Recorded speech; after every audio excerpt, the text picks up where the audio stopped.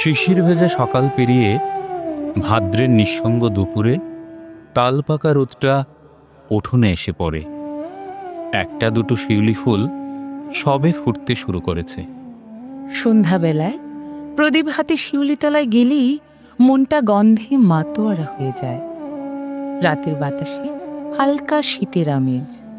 এরকম রাত পেরোনো কোনো এক স্নিগ্ধ সকালে ঠাকুরমশাই আসেন পাটে খিলি দিতে। ব্যাস, আমাদের গদবাঁধা জীবনে শুরু হয় এক নতুন মোড়, নতুন গল্প। হাই শোনো, এবার কিন্তু পুজোর আগে ঘরটা রং করতে হবে। আর বড় পিসি ফোন করেছিল, এবার নাকি ছেলের বউ নিয়ে আসবে। আর ছোট পিসি? কি জানি, এখনো তো ফোন পাইনি। আর তোমার ছেলে কিন্তু বলেছে জামা কাপড়ের সাথে এবার নাকি সাইকেলও দিতে হবে। ওমা, বললেই হলো নাকি? সে তুমি জানো। আর বলছিলাম পুজোর সময়। ব্যাস, আর বলতে হবে, এবার থামো। কি করব বলুন, এই উৎসব, কলরব, উন্মাদনা সবই পুজোর জন্য। আমাদের ব্যক্তি ও পারিবারিক জীবনে যে বছর আবর্তিত হয় এই পুজোকে ঘিরে। দুটো কাপড় কিনবো পুজোর সময়, ঘরটা একটু রং করাবো ওই পুজোর সময়, মাসি পিসি বোনেরা বাড়ি আসবে তাও পুজোর সময়, একটু নাচানাচি করব সেও তোলা থাক পুজোর জন্য। এমনি করে সারা বছরের পরিকল্পনা ও প্রস্তুতি এই পুজোকে ঘিরে। আমাদের রোজকার স্বতন্ত্র জীবনধারার মাঝে এ যেন এক মহামিলনের গল্প। এক একটি চালচিত্র যেন রূপ নেয় এক একটি চলচ্চিত্রে। এ গল্প প্রকৃতির, মাটির, বনের, খড়ের। এ গল্প ব্রহ্মাণ্ড, ভুবন, ভবন, ঘরের। ছন্নছাড়া জীবনে এই গল্প এক গোছানো পরিকল্পনার, জল্পনা, কল্পনা, কামনা, বাসনা।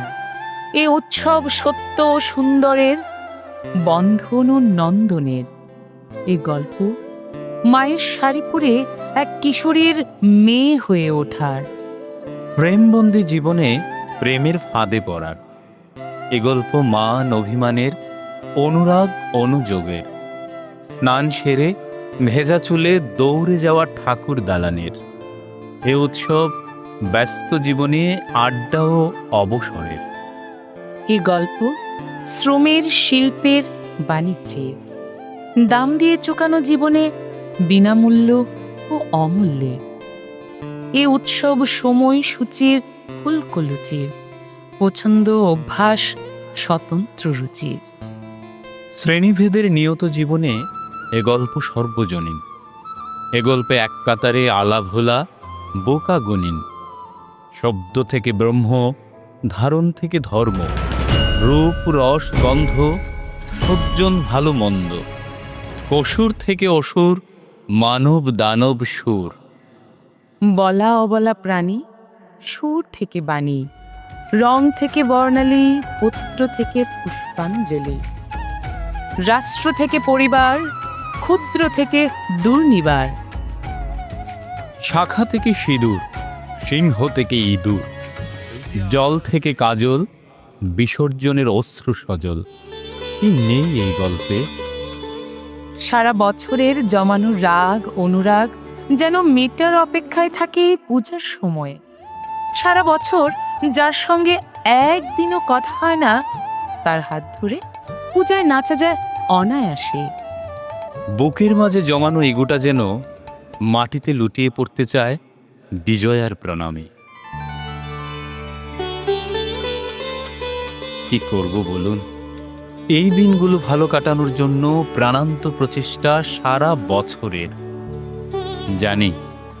জানি মাটির প্রতিমা, জানি আসছে বছর আবার হবে। তবু বিসর্জনের সময় চোখে জল আসে, তবু শূন্য মন্দিরটা দেখলে বুকের ভিতর হাহাকার করে। কি করব বলুন, এভাবেই গড়ে উঠেছে আমাদের শৈশব, কৈশোর, যৌবন। এভাবেই বেড়ে উঠেছে আমাদের অস্থিমজ্জা, অস্তিত্ব ও বিশ্বাস। আমাদের প্রজন্মও গড়ে উঠছে এভাবেই। হয়তো আমাদের মতোই এই উৎসব উন্মাদনার পিছনে আপনার গল্পটাও একই রকম। এভাবেই যেন আমাদের অস্তিত্বের গল্প বেঁচে থাকে, টিকে থাকে।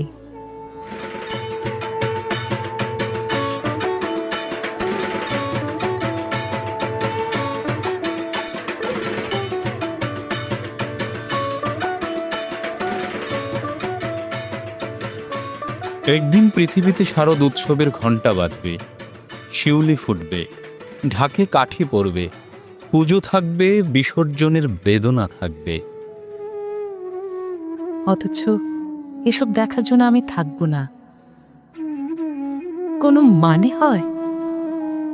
এরকম একটা উৎসব দেখার জন্য হলেও তো আবার জন্ম নেওয়া যায়। এরকম একটা উৎসব দেখার জন্য হলেও আবার জন্ম নেওয়া যায়, আবার জন্ম নেওয়া যায়।